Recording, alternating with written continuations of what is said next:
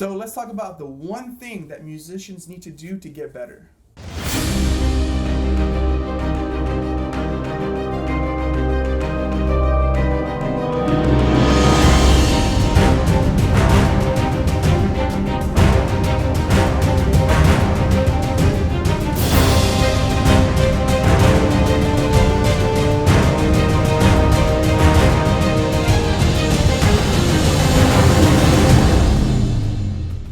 So a great benefit to recording yourself is that you get to hear the audience perspective of what you're producing, what sound you're producing, what quality of music you're letting your audience hear. So you get to hear if you're phrasing the melody the way that you want to, if that crescendo that you think you're doing is actually coming out or not. Because a lot of the times we think we're doing a crescendo, but we're really not. So you really have to exaggerate a lot whenever you're doing things like that. And it's that kind of thing that you could hear whenever you record yourself.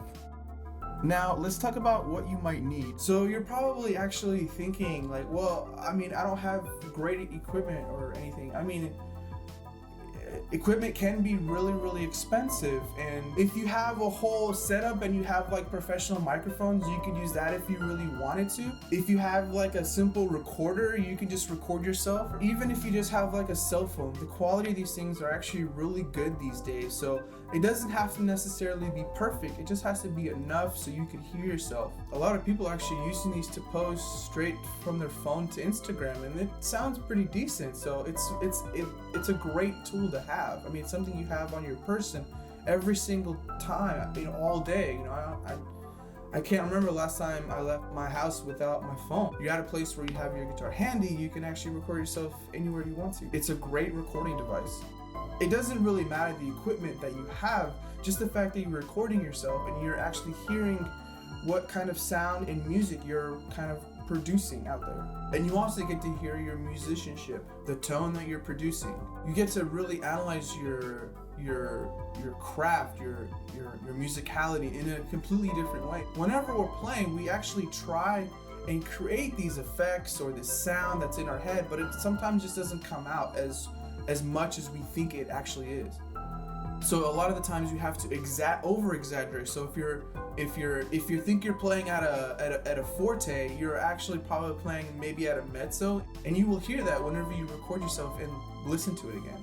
I know it's the hardest thing to do, and it's so frustrating because you're critiquing yourself, and it's kind of embarrassing. Now, it's something that you don't have to share with anybody else if you don't want to. You can just have it private.